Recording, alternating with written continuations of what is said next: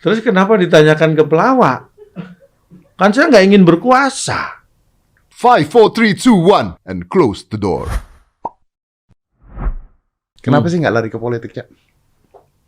Sebenarnya nggak perlu lari, kan kita udah diseret-seret. Nah iya, gua tahu waktu itu sempat bupati ya? Bupati kan? Enggak, sempat mau ditarik jadi bupati. Sempat diminta jadi bupati. Iya toh. Ya bupati pernah, wakil wali kota kemarin juga. Wakil wali kota di Surabaya. 2019 caleg juga. Banyak nawarin sih, Iya. bukan, tapi memang saya nggak tertarik. Ya kenapa? Karena saya itu orang yang tahu sendiri lah, Dad. Saya itu bukan tipe orang yang kemaruk. Tahu artinya kemaruk kan? Tahu. Apa? Serakah. Nah, Ah. mungkin menghindari lah. Kalau toh saya serakah pun, ya namanya manusia kadang-kadang juga boleh lah. Iya. Tetapi saya selalu menghindari hal-hal yang mengarah saya memanfaatkan apa yang ada kondisi sekarang untuk semua keuntungan saya. Protes. Apa itu? Protes. Berarti Anda mengatakan bahwa pejabat-pejabat itu serakah dong? Loh, enggak. Loh, tadi Anda menghindari Saya keserakahan. bilang, karena mereka berangkatnya kan bukan dari pelawak. Pejabat kan jalurnya mereka memang mengabdi untuk rakyat dari awal, mungkin berpolitik dari awal. Silakan. Tapi kan ada pelawak, Pak. Boleh. Itu Tapi kan pilihan. Cak Lontong tidak mau. Saya punya prinsip sementara ini, saya masih ya di dunia ini untuk entertain masih, buat saya itu pilihan terbaik lah. Tapi bisa jadi pejabat. Ya buktinya saya diajak, mereka menilai saya bisa dong. Enggak, maksudnya Perkara saya bisa atau enggak ya enggak tahu. bukan, maksudnya bisa satu saat nanti berubah Bisa pikiran. jadi, bisa jadi. Karena itu sebenarnya apa ya? Buat saya kadang-kadang bahasanya orang kalau ini bentuk pengabdian kepada bentuk ini kan seperti itulah. Bahasa-bahasanya pakai seperti itu kan. Ya bisa jadi suatu saat saya berpikiran kayaknya kalau saya melakukan ini lebih baik juga gitu. Aku tuh pernah ngobrol sama Sandiaga Uno. Jangan sombong, saya juga pernah ngobrol sama dia, Dad. Gimana pamer banget sih. Iya juga sih. Iya, terus. Intinya itu apa maksudnya? Intinya adalah, gue sempat tanya sama dia, bro, politik itu kotor dan jahat tidak? Terus dijawabnya, sangat. Politik itu kotor dan jahat. Gitu. Makanya kan orang bisa membenarkan itu supaya jadi benar dan sebagainya. Nah, saya tanya pertanyaan yang sama sama Cak Lontong. Politik itu kotor dan jahat tidak? Panjang, Nih, ini panjang. Enggak. Saya mengatakan kita juga tidak bisa ngomong kalau politik itu kotor atau tidak. Karena begini, politik itu kan sebenarnya ilmu. Sama dengan kedokteran, sama dengan ekonomi, sama dengan hukum, ya kan? Itu adalah sebuah ilmu. Ilmu sebenarnya juga alat untuk manusia untuk membantu supaya hidupnya lebih baik. Nah, yang namanya ilmu dan alat tidak ada dong dia kotor. Yang bikin kotor kan yang menggunakan ilmu dan alat itu. Manusianya. Otomatis, karena yang menciptakan itu manusia. Klise ini. Nah, klise memang, tetapi faktanya memang seperti itu. Artinya gini, saya tanya, Oke. pisau, kayak saya ngomong, pisau itu bermanfaat atau tidak buat orang? Bermanfaat. Tapi dia bisa membunuh buat orang lain. Betul. Berarti manfaatnya pisau itu untuk membunuh orang lain. Ya, enggak. Kita jangan Tapi berkesimpulan. Bisa. Berarti Bagaimana menggunakannya kan? Kalau untuk membunuh orang ya bisa membunuh. Untuk Iya. masak bisa, untuk motong tali bisa. tapi kan di dalam politik Anda akan dikelilingi oleh orang-orang punya kepentingan-kepentingan. Itulah, makanya politik itu kan ilmu bagaimana kita bisa mendapatkan kekuasaan. Ya itu. Kan senggol kanan, senggol kiri mendapatkan kekuasaan. Sedangkan kekuasaan itu adalah hampir dikejar oleh hampir semua orang. Betul. Makanya itu, sedangkan piramidanya kan begini. Betul, Yang maksud gua itu berkuasa tuh. otomatis kan bersaing. Itu maksud saya tadi pertanyaannya Nah. gitu loh. Terus kenapa ditanyakan ke pelawak? Kan saya nggak ingin berkuasa.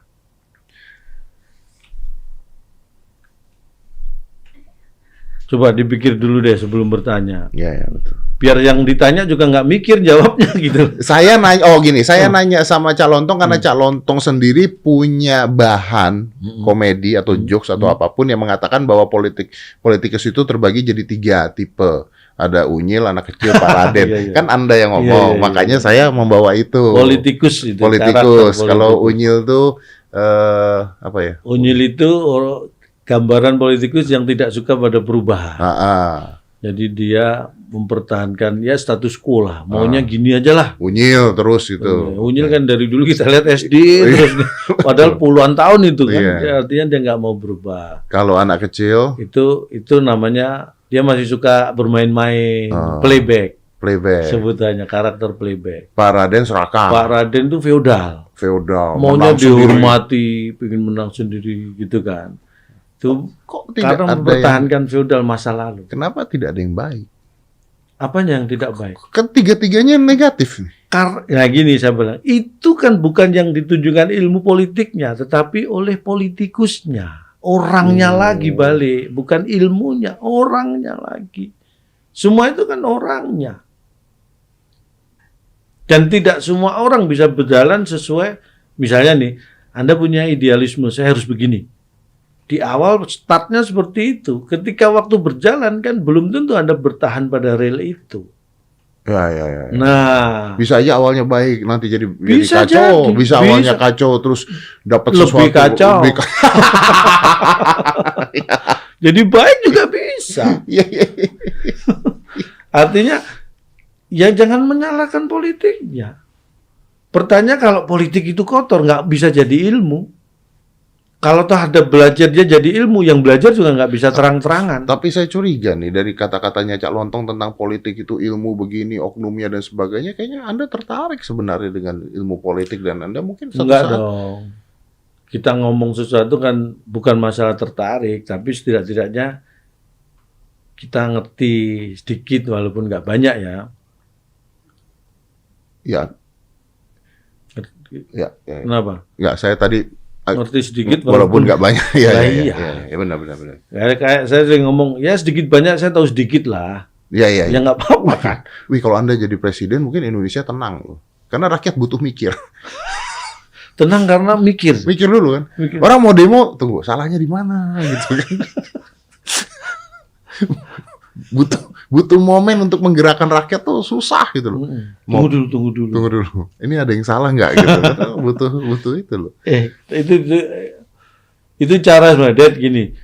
Saya punya karakter yang mungkin dibaca orang seperti itu. Saya itu lebih kadang-kadang repot ketemu orang itu selalu. Ada yang mengatakan ini contoh sederhana. Yang sering saya temui kalau ketemu orang yang nggak saya kenal sebelumnya. Setelah ngobrol, ternyata Cak Lontong ini serius ya orangnya. Kok kalau nggak di TV nggak lucu? Nah itu kadang-kadang itu tuntutan yang menurut saya nggak relevan dengan profil. Dan rata-rata itu hanya di dunia entertain itu hanya pelawak yang mengalami. Enggak. Kamu juga pesulap gitu. Kok nggak sulap? Kok pesulap kan ketemu dulu gitu. Bengkokin sendok dong. Kayak gitu kan. Main sulap dong. Kok selalu jawabnya gini, ini untung saya pesulap ya. Kalau saya petinju gimana? Nah, enggak mungkin. Tonjok dong. Enggak mungkin kan. Makanya kayak gitu itu kan beban profesi itu ada kan. Pasti ada yang mereka nggak ngerti, Cak, bahwa itu adalah seni gitu. Benar. Jadi, bedanya lagi bahwa apapun itu kan Anda tetap itu dipahami sebagai profesi, pekerjaan seni. Nah, gitu. Bedanya dengan pelawak itu apa? Ada bedanya. Apa? Dianggap karakter. Kalau Anda dianggap profesi sulap, makanya bengkokin dong. Itu lebih ke tapi tetap dianggapnya sebagai profesi bahwa lu bisa tunjukin ke gue gitu ya. Kalau ini dianggapnya kok lu nggak lucu sih? Nah, karakter sudah. Pelawak itu udah pasti lucu di mana-mana. Makanya pertanyaan kadang-kadang ke keluarga saya, ke istri saya, enak ya punya suami pelawak ketawa terus tiap hari. Nah kan aneh. Iya. Ketawa terus tiap hari kan harus saya bawa ke dokter. Istri ketawa terus. Dan kalau hati-hati lo ngomong. Itu tadi. Oh, ya, maaf. Ini kalau ini kan bukan gila hobi, ini beda lagi. Nih. Anda cepat banget sih kalau mau jatuhin saya. Nah, bukan jatuhin, ingetin ya. ODGJ kan dong gitu. Jatuhin kan tugas orang, aku kan ngingetin. Ngingetin orang buat jatuhin. Ya, dan kalau misalnya dia ketemu, udah gitu ternyata tidak lucu, kecewa. Nah, kan kita nggak bisa mengukur dia puas atau kecewa. Kan aneh kalau dia kecewa kan, Anda yang tidak memahami dengan benar, terus Anda kecewa kan lucu. Terus kita yang jadi bahan untuk kekecewaan mereka.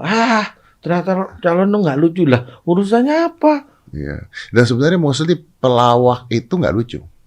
Karena lawak itu harus pintar. Lawak itu harus berpikir. Saya setuju ini. Iya. Baru kali ini. Saya setuju ini.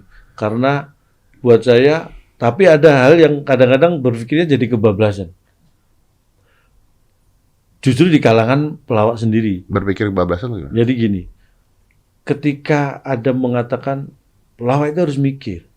Iya. Dan ketika seseorang berhasil, sukses, mereka merasa sukses sebagai pelawak, dan dia berpikir, dia menganggap pelawak yang lain nggak lebih pintar dari dia. Itu yang bahaya. Karena menurut saya itu orang yang mengatakan bahwa semua pelawak itu punya, saya lebih menyebutnya kecerdasannya di bidangnya dan di masanya. Dan itu bisa berbeda. Kalau mau ngomongin pelawak, walaupun kita nggak sebut nama, kan saya kenal banyak pelawak juga. Pasti. Ada banyak. Jangan salah, saya juga kenal banyak pelawak. Saya sombong ya, terlalu jumawa ketika ngomong kenapa. Tapi karena saya kenal Sandiaga Uno juga tadi. Betul. Nah, banyak pelawak yang saya tahu dunia pelawak itu juga politis.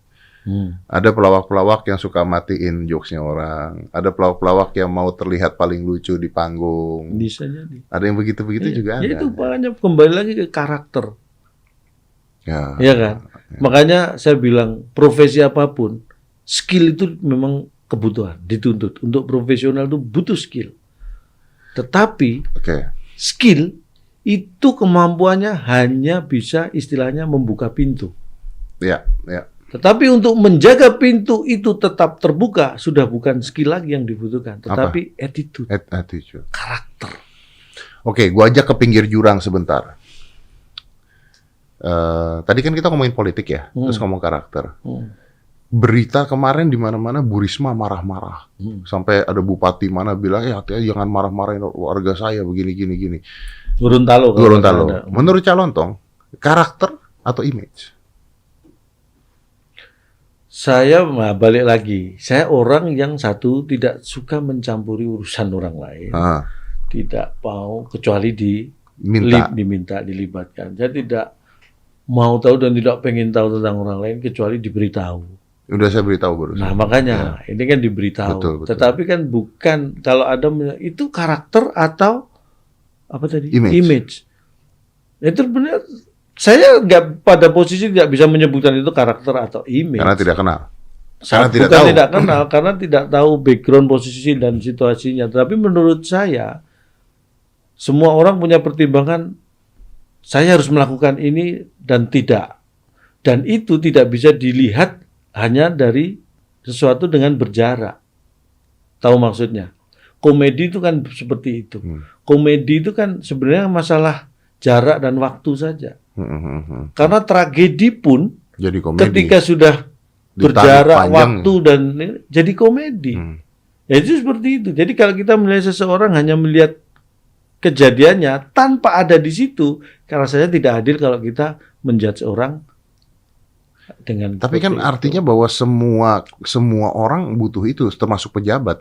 Kalau kita bicara dengan tentang komedian ya, artinya pejabat pun mungkin aja di publik berbeda dengan kehidupan dia sehari-hari. Ini kan image dan karakter yang ditunjukin dong. Ya bisa jadi. Makanya ketika terjadi seperti itu, mungkin di kondisi itu saat itu, ya itu yang harus dilakukan.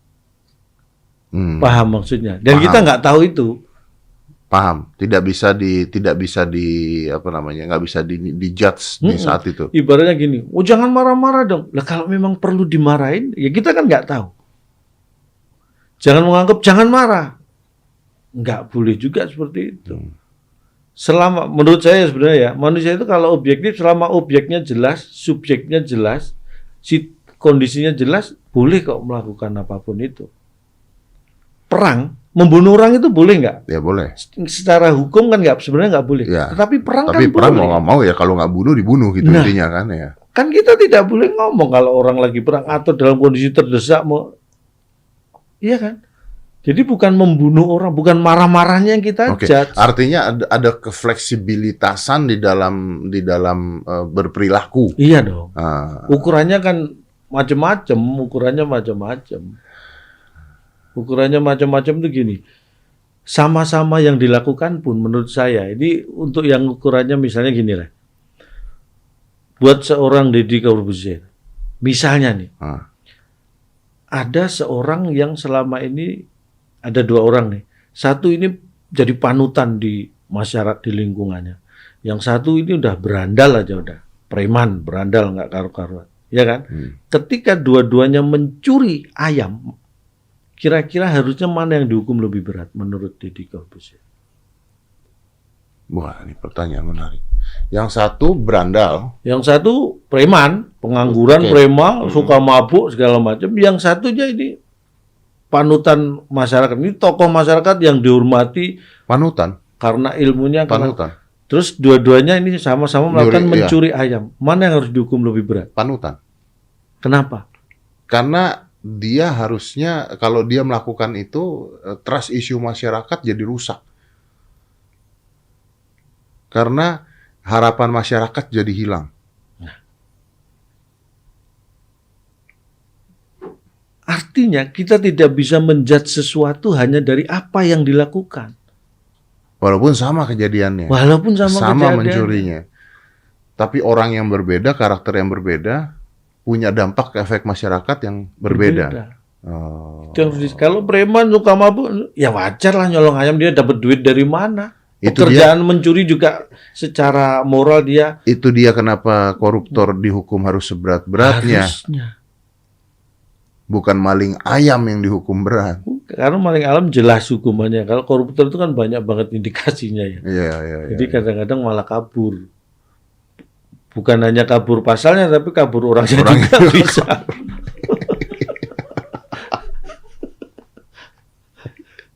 Iya, benar.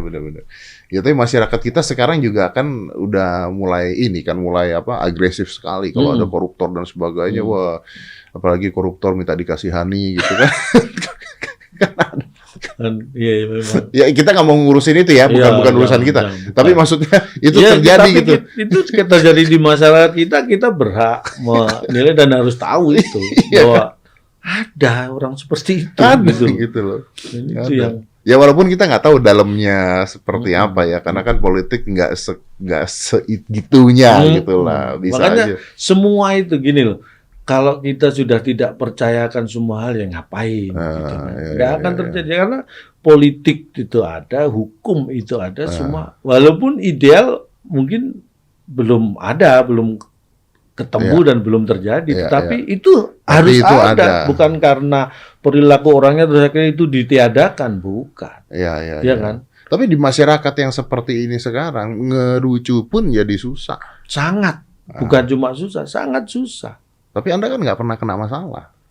Karena memang saya bukan tipe orang yang suka cari masalah. Bukan gitu. Maksudnya komedinya Cok Lontong itu kan nggak pernah kena masalah. Ngerasain nggak kalau sekarang lebih susah? Lebih hati-hati nggak sekarang? Nggak, sebenarnya gini. Karena saya lebih hati-hati mulai dari dulu. Dari dulu? Jadi gini, kenapa saya pakai mikir? Kan, apa ya,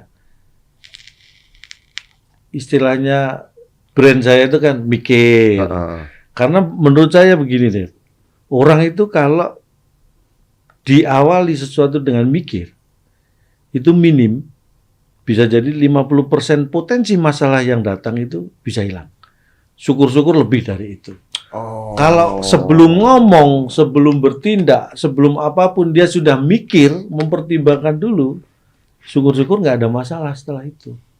Dari apa yang diomongkan, dari apa yang dilakukan. Tapi kalau nggak mikir, maksimal potensi masalah bisa datang.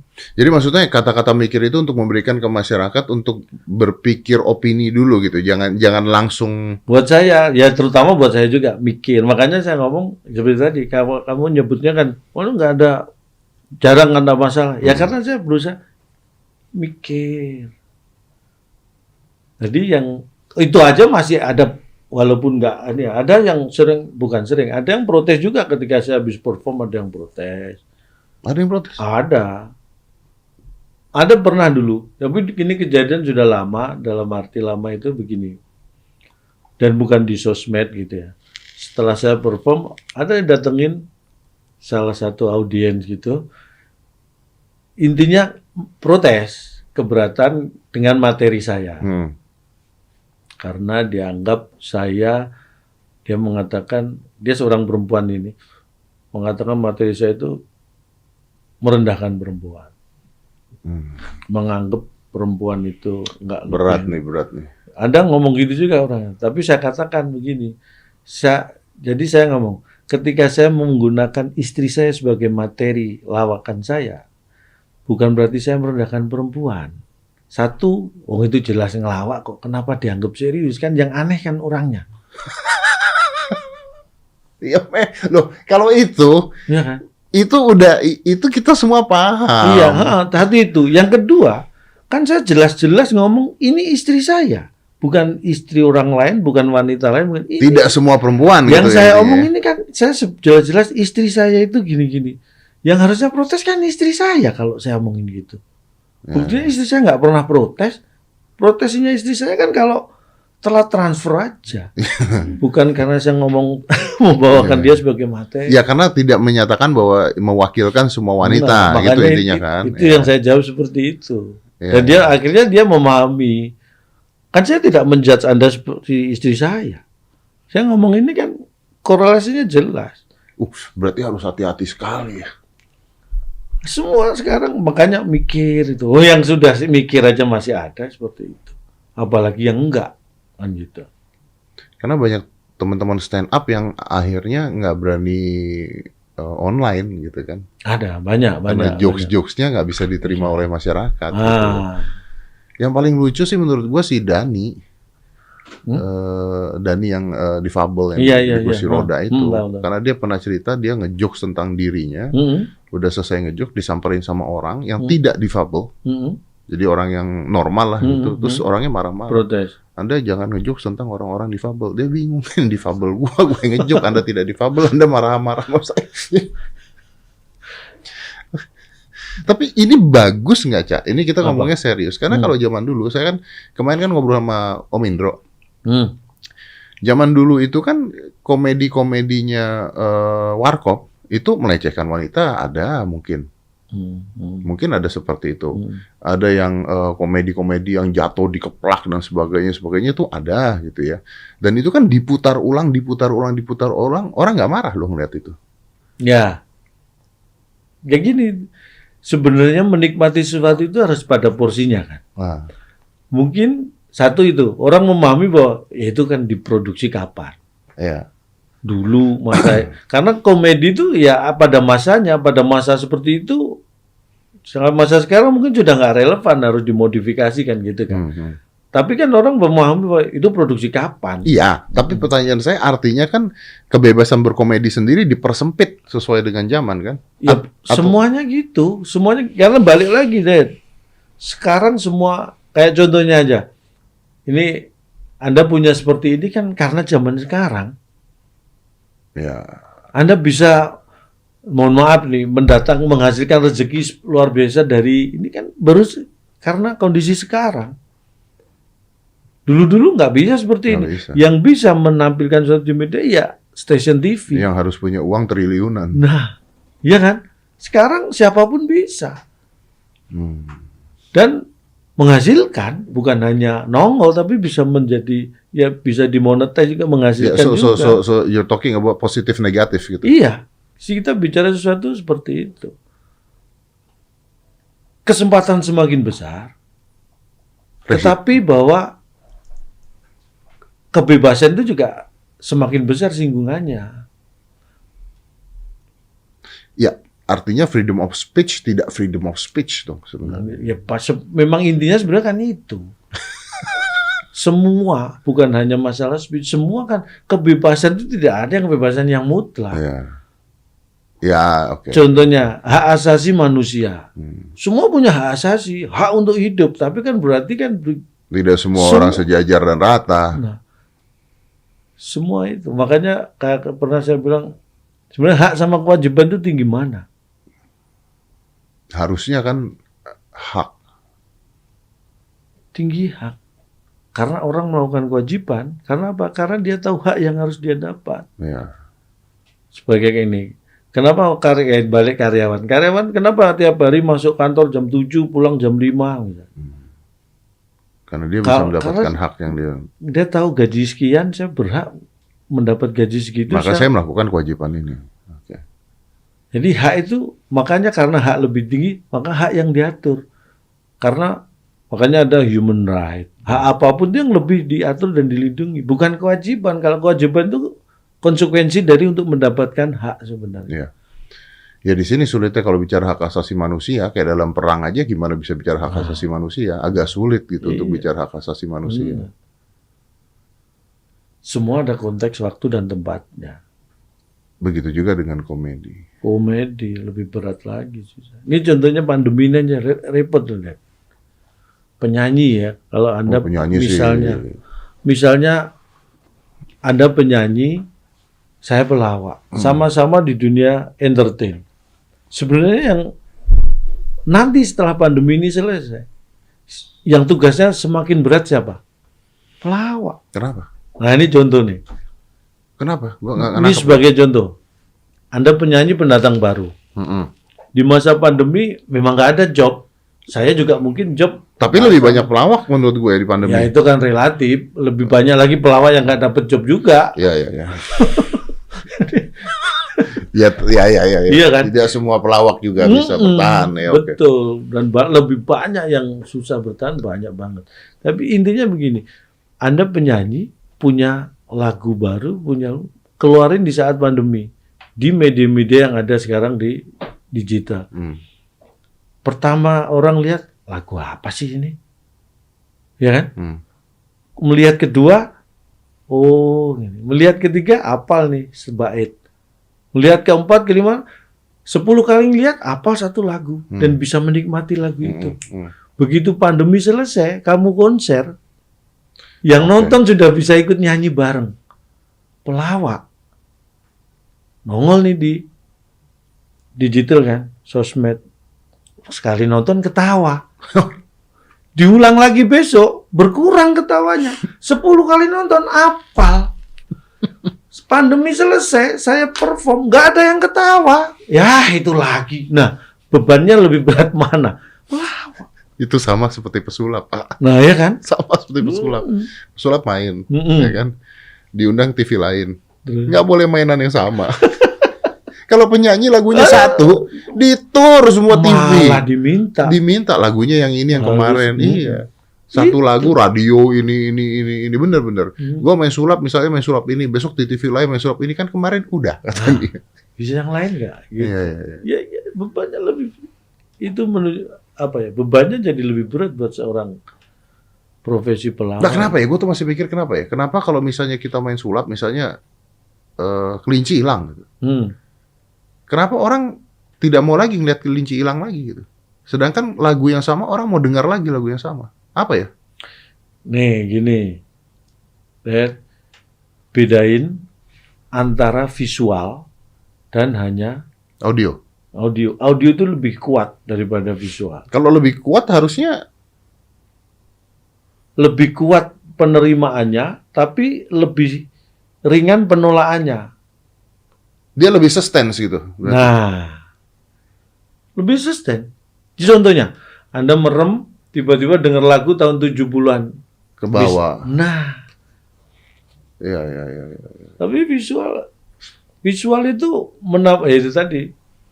Orang begitu ngeliat, karena yang dibutuhkan kan surprise. Kalau mata itu kan. Kalau sudah dilihat, aduh, itulah.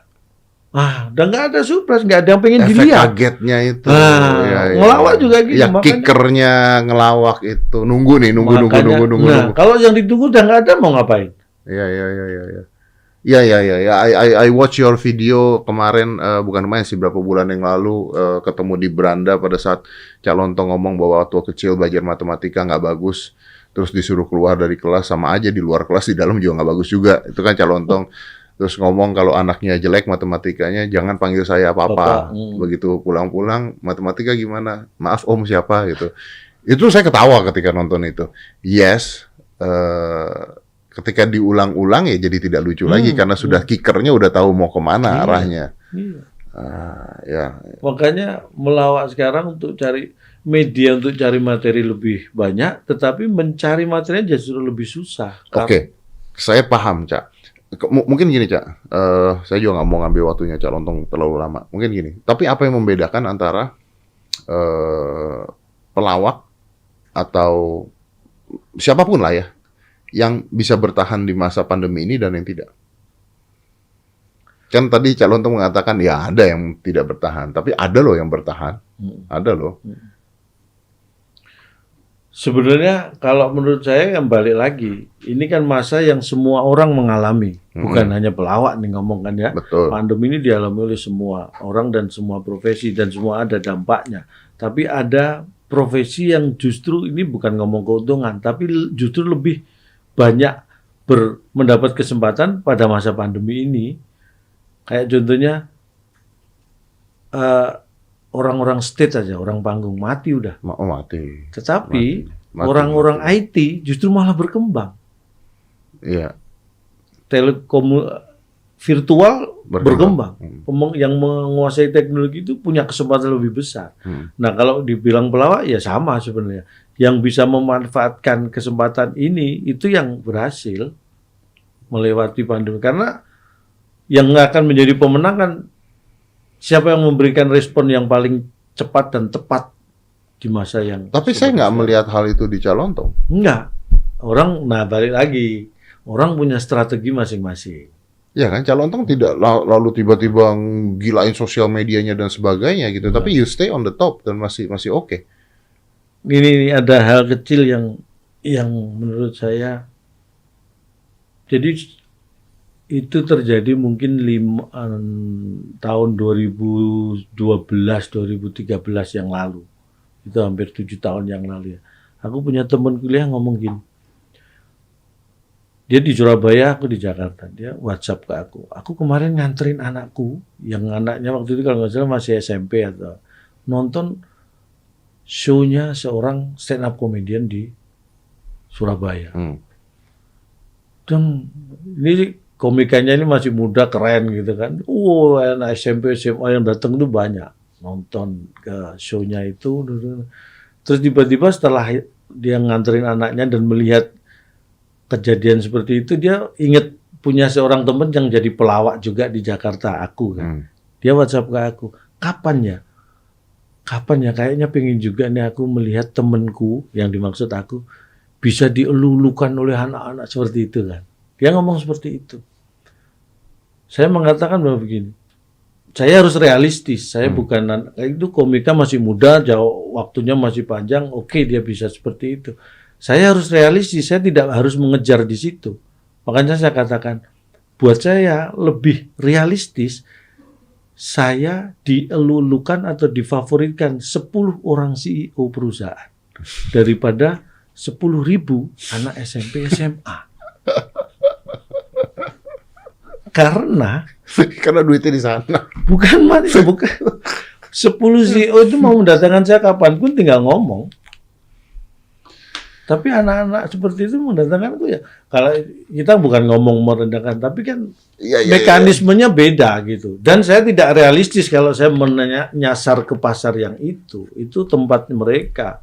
Saya nggak boleh mengganggu itu dan saya nggak akan berhasil di situ. Iya. Kalau saya bisa, ya saya di sini porsi saya. Artinya strateginya pun berbeda. Strategi berbeda. Sama profesi, strategi bisa berbeda. Lebih baik Cak Lontong mencari komedi, bahannya pun berbeda. Lebih baik nyari jokes-jokes komedi-komedi yang masuk ke mereka, yang mampu membayar karakter yang Cak Lontong buat, dibandingkan coba terjun ke sesuatu yang secara usia dan sebagainya maksa iya, gitu. Maksa. Tuh. Makanya kita kan Anda menyampaikan tadi, tapi Anda nggak. Nah, strategi memang beda-beda. Berarti tidak semua orang harus mengikuti perkembangan zamannya juga dong. Kalau dia punya strategi yang berbeda ya, maksudnya ya. Ya dong. Begini. Mengikuti perkembangan zaman itu harus. Tetapi tidak boleh diperbudak oleh.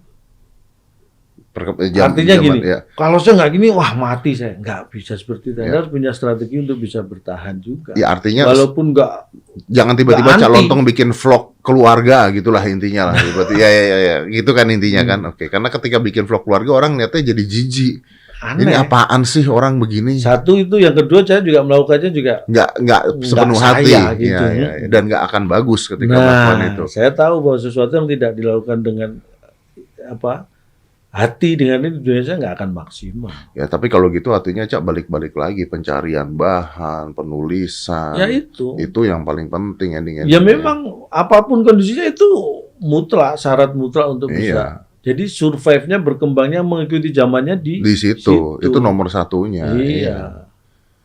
Mungkin komedinya bisa tentang sosial media, bisa, gitu. Tapi yang masuk ke CEO. Kalau misalnya perform, saya nggak bisa suruh ngomong lu, susah saya ngomong gitu. Cara membawakannya, delivery-nya dengan gaya gitu nggak bisa saya. Ya, nggak masuk. Saya, Anda, ngomongnya lebih ya memang. Tapi saya sebenarnya juga beruntung karena justru pada posisi tidak di situ tidak terlalu banyak, tidak terlalu banyak yang bersaing di situ. Target marketnya jelas, tinggal diperbesar aja tuh targetnya ya, tapi nggak kemana-mana gitu targetnya ya. Bener. Wow, itu buat saya lebih efektif karena yang kita butuhkan sekarang kan efektivitas juga. Tapi sangat efektif, sangat efektif menurut saya, bener. Karena saya ngelihat, maaf ya, maksudnya bukan menyindir siapapun itu. Saya ngelihat ada gitu pembawa acara yang misalnya umuran saya gitu ya, 45, 46 gitu ya, yang udah nggak di TV, terus bikin YouTube, TikTok dan sebagainya, joget-joget dan sebagainya. Ya, itu memanfaatkan media tapi nggak tahu harus ngapain. Iya, gitu. Akhirnya terbawa karena media ini gayanya gitu ya, dia terbawa dengan gaya itu. Iya, kalau ngeliat anak 20 tahunan joget-joget oke lah gitu. Kalau gua ngeliat anak udah gocap joget-joget kan nggak dapet gitu loh. Ya sekali dua kali oke lah maksudnya untuk fun, tapi bukan larinya ke sana gitu endingnya. Tapi kan tidak semua orang bisa melakukan seperti yang Anda sebutkan tadi. Iya kan? Artinya gini, maksudnya tidak semua orang bisa menciptakan sesuatu sesuai karakternya, konsisten di karakternya, dan gitu. Berhasil. Nah, harus memahami itu juga. Tapi nggak balik-balik lagi, Cak. Saya percaya bahwa ini adalah tingkat intelijensi, tetap biar gimana pun. Saya nggak mau menyombongi diri saya, tapi maksudnya gini, banyak orang yang kalau saya diwawancara orang tuh selalu pertanyaan wartawan atau pertanyaan orang adalah gimana caranya Mas Dedi dari zaman dulu sampai zaman sekarang bikin sesuatu berhasil, contohnya begitu. Ya gue jawab, yang nggak berhasil ya banyak, lu nggak tahu aja. Nah itu kan sama sebenarnya dengan saya yang terjadi. Banyak hal yang saya lakukan yang sebenarnya tidak berhasil. Artinya untuk menjadi pada posisi seperti sekarang, itu bukan dari dulu seperti sekarang, tapi banyak hal yang gagalnya banyak dan banget. Itu tidak banyak orang tahu. Iya, tidak perlu dikasih tahu juga. Dan buat saya itu memang untuk saya. Iya, aib buat gue juga. Untuk saya dan itulah yang membuat saya bisa seperti sekarang. Iya. Dan orang nggak perlu tahu itu, nggak apa-apa, karena ya balik lagi, walaupun itu ilmu buat saya, kalau itu saya share belum tentu ilmu buat orang lain. Semua itu tergantung. Nggak bisa. Makanya saya tuh selalu ngomong bahwa tanpa mengurangi rasa hormat pada pembicara-pembicara motivasi gitu ya. Saya kalau disuruh bicara motivasi di atas panggung, saya bilang bahwa apa yang saya sebutkan ini belum tentu bisa buat lu semua loh. Iya, jalan orang beda-beda, semuanya beda-beda. Ya resep dokter kasih resep kan juga belum manjur buat kamu, belum tentu manjur buat, walaupun sama-sama sakitnya gitu. Betul. Seperti itu. Tergantung. Ada hal yang bisa kita lihat dan itu pasti berhasil, ada hal di luar faktor X orang nyebutnya yang kita nggak tahu kenapa itu. Dan banyak masyarakat yang atau anak-anak muda itu yang salah melihat, contohnya gini, mereka dari kecil atau dari remaja, gue mau jadi YouTuber aja lah, gara-gara YouTuber gini, atau gue mau jadi komedian begini-begini. Yang Anda lihat tuh yang berhasil. Nah, tuh. Yang nggak berhasil. Jauh lebih. Waduh. Karena mereka tuh sekarang pengen yang instan gitu. Pengen lihat, wah ini gini loh. Sama kayak atlet.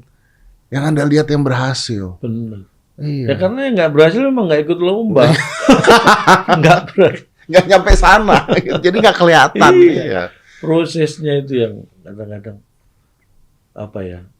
Dulu kan kita mengalami pada titik di mana orang merasa ingin menunjukkan sebenarnya saya bisa, tapi saya belum ada yang memberi kesempatan. Padahal di dunia kita ini kan selain kita mampu kan kita juga butuh yang memberi kesempatan. Tapi akhirnya kita bersiap-siap untuk mendapatkan kesempatan tersebut loh, Cak. Di zaman kita. Benar. Karena rumusnya kan gini, kesuksesan itu ketika timing dan persiapan ketemu. Kesempatan dan persiapan ketemu, itulah kesuksesan. Ketika kesempatan ada kita nggak siap ya juga nggak akan muncul kesuksesan. Nah sekarang kesempatannya keterbukanya terlalu banyak. Nah akhirnya satu nggak fokus dulu, terus kedua bisa salah pilih.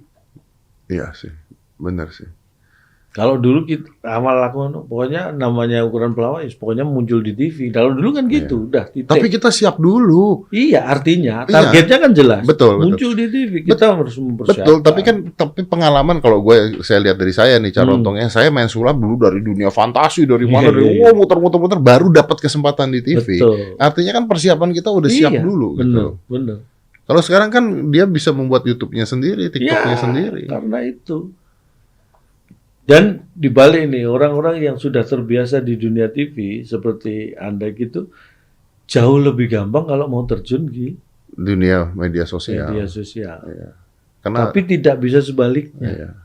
Tidak segampang sebaliknya maksudnya. Karena orang yang besar di media sosial begitu dimasukkan ke industri TV. Karena masalah disiplin beda. Kaget. Terus bagaimana kita berinteraksi dengan orang, ya kan? Orang kalau mau bikin konten YouTube sendiri kan kapanpun dia mau libur seminggu nggak ada yang protes. Acara TV apalagi zaman dulu awal-awal masuk TV jam 9 malam, kita jam 1 udah di sana kan. Iya makanya. Itu masih mending. Kita sebulan 2 bulan sebelumnya diajak meeting, giliran produksi ditinggal juga ada.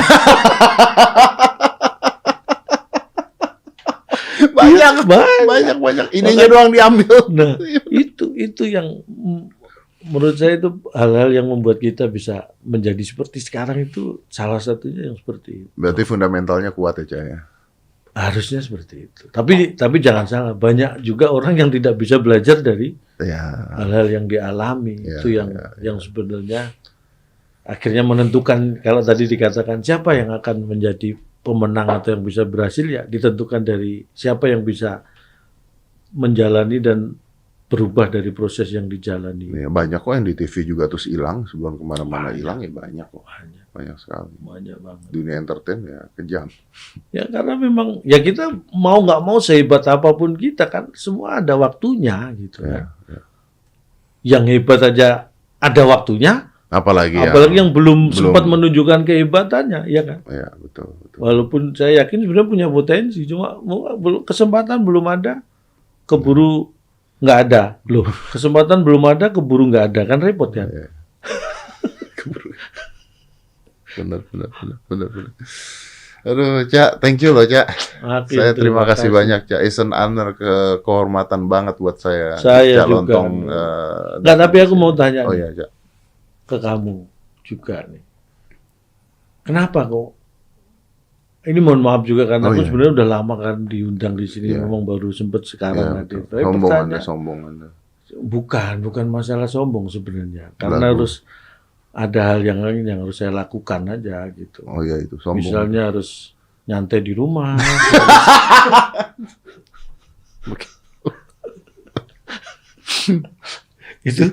itu kadang-kadang kita sombong itu dengan cara yang sederhana gitu ya. Kita harus kalau saya sering sebut, kita kadang-kadang harus optimis dengan cara yang minimalis gitu. Lebih menyakitkan. Itu buat orang akan lebih Nah, gitu iya, kan. iya, iya. Ini contoh, ada seprofesi, dikit-dikit upload statusnya, kerjaan sini, kerjaan situ, kerjaan sini. Buat orang seperti saya, kalau melihat seperti itu kan, jawaban saya mungkin membuat mereka jadi, apa? Menurut kamu apa kalau misalnya nih, ada teman kamu pamer, habis acara di sini nih, besoknya nih, harus sombong. berangkat ke sini. Orang rata-rata, sombong apa? Kalau saya enggak, saya balik, aduh, alhamdulillah bisa ada waktu istirahat nih saya. Berarti yang itu nggak usah dikasih tahu, yang ini. Karena kalau ada waktu istirahat, sangat. Nah, lu ada kesempatan pamer berarti susah cari kesempatan. Iya benar. Saya susah cari waktu istirahat. Istirahatnya susah. Ya. Walaupun itu belum tentu fakta, tapi itu ya membuatnya jadi cute. Tadi Cak mau nanya apa? Nah, maksudku kenapa kok kan orang menurut aku yang kalau dunia komedi banyak orang-orang top yang sudah hadir di sini juga kamu undang dan di dunia lagi. Maksudnya kenapa kok ngejar Cak Lontong? ngotot ya aku dari dulu. Kalau aneh kan maksudnya apa sih Cak Lontong aja kok gitu. Kalau jujur Cak, saya tuh melihat Cak Lontong itu adalah satu-satunya komedian yang punya konsep yang berbeda sendiri. Nggak ada. Jadi komedi itu terbaca gitu, stand up komedi dan sebagainya itu terbaca dari penulisannya, dari apanya itu terbaca. Tapi karakter Cak Lontong yang Cak Lontong buat, komedi yang Cak Lontong buat dengan gaya mikir, dengan semua analogi itu nggak ada di Indonesia, nggak ada. Jadi makanya tadi saya mengatakan gitu, you are one of a kind, you're one of a kind dan legend menurut saya. Karena ya legend kan nggak perlu waktu lama ya maksudnya ya. Karena nggak ada. Cara berkomedi Cak Lontong itu uniquely different yang hanya ada di Cak Lontong. Yang nggak bisa diikutin orang lain. Sama sekali nggak bisa diikutin orang lain. Dan menariknya komedi aman. Ini menarik nih. Komedi aman. Nggak ngomongin orang. Nggak menjatuhkan orang. Tapi bisa berkomedi. Sedangkan kebanyakan komedi itu butuh korban. Ya, keset istilahnya butuh keset. Iya, ini Anda tidak. Jadi menurut gue ini ilmunya beda sendiri gitu. Sangat beda sendiri. Dan is one of a kind. Makanya saya kejar, makanya saya bilang ini kebanggaan bisa dapetin Cak Lontong di sini. Ini juga kebanggaan buat saya bisa datang ke sini. Enggak juga kan Anda rumahnya dekat, saudara Anda kan di situ. Tadi ya kan Anda ngedrop dulu, tadi pagi kan ke sono dulu. Iya, kan? Makanya kalau tapi kenapa saya bisa ke sini? Karena Anda tadi kan dari rumah saudara. Enggak, karena kan kita udah janjian sebelumnya. Kalau dari saudara kan sering saya. Kan ke sini karena kita janjian. Oh iya betul. Malah saya ngingetin kan semalam. Semalam gue diingetin. Cuman ngingetin besok jam 10 ya. Oh, jangan sampai lupa. Malah saya ngingetin. Iya. Coba kalau nggak saya ingetin kamu saya pasti lupa. Datang, ya benar. Berarti sebenarnya siapa yang sombong? Cak, tapi thank you ya Cak ya. Terima kasih. Sukses terus. Yang saya omongin tadi is all true karena memang Cak Lontong nggak tergantikan. Udah pasti tidak tergantikan. Jadi sebenarnya tuh kalau di posisi Cak Lontong tuh udah enak lah. Iya, udah enak gitu. Harusnya ya. Iya, Anda tuh bisa mengkritik sesuatu tanpa orang tahu kalau itu sebuah kritik. Tapi itu menarik. Iya. Tapi tahu nggak kuncinya kenapa? Apa? Ada satu hal yang ini menurut saya jangan ditiru. Tetapi ini yang saya lakukan. Apa itu? Saya paling males nonton banyak hal. I got it. Banyak hal. Jadi tidak terpengaruh ya. Tapi bukannya referensi harusnya. Saya bisa mencari referensi dengan cara yang lain. Menurut saya. Dan mohon maaf juga. Termasuk podcastmu ini jarang saya tonton. Oh, makasih loh. Sangat jarang saya tonton. Saya nonton hanya sesuatu yang saya perlukan. Misalnya waktu Anda cerita tentang kemarin. Nah, itu saya ikutin tuh. Sampai ngundang dokternya dikasih. Iya. Wah, itu saya. Yang ini gimana nanti ini? Nih, balik lagi kunci. Saya itu jarang nonton termasuk apapun program saya sendiri. Kenapa? Karakter saya gitu memang. Ini makanya saya bilang dari awal tadi, ini jangan ditiru. Ini mungkin ya terbalik. Tidak berhasil untuk orang lain, jangan ditiru dan cenderung jelek ini. Jangan ditiru. Tapi berhasil buat Cak Lontong. Bisa jadi. Tapi ini benar, ini serius. Saya orang yang jarang banget dan tidak pengen. Tapi kan jadi nggak bisa ngasih feedback ke diri sendiri dong. Itu urusan yang memproduksi dan yang menyaksikan masyarakat. Saya bisa dapat feedback dari banyak. Bukan harus dari saya sendiri. Justru kalau feedback dari saya sendiri akan kurang objektif. Saya kirimkan dalam bentuk kaset VHS deh nanti. Biar ditonton. Ini saya, makanya saya anjurkan kalau podcast yang kamu kan nggak usah disuruh semua pada nonton. Alhamdulillah, kecuali Anda ya. Ya kan saya nggak ada pengaruh. Apa saya harus sakit dulu? Mungkin jangan dong, jangan. Karena itu juga kemarin aku nonton karena juga dikasih tahu. Kalau nggak dikasih tahu juga nggak tahu kalau kamu sakit. Oh. Jadi kami masa sih? Jadi dari semua podcast saya itu yang Anda tonton itu pada saat saya sakit. Cerita jadi yang Anda senang itu pada saat saya sakit dong. Nih, nonton itu bukan karena senang. Saya mikir gitu, Deddy Corbuzier bisa sakit. Karena denger kan. Oh iya.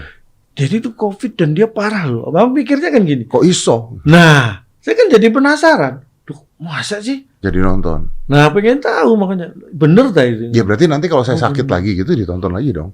Jangan dong. Saya kan mendoakan kamu sehat. Oh, iya. Biar aku juga nggak repot-repot harus nonton.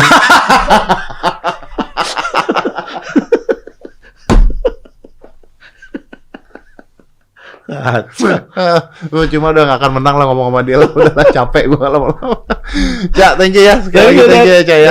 Thank you for coming Cak. Thank you. Sukses terus Cak. Let's close this. 5, 4, 3, 2, 1 and close the door.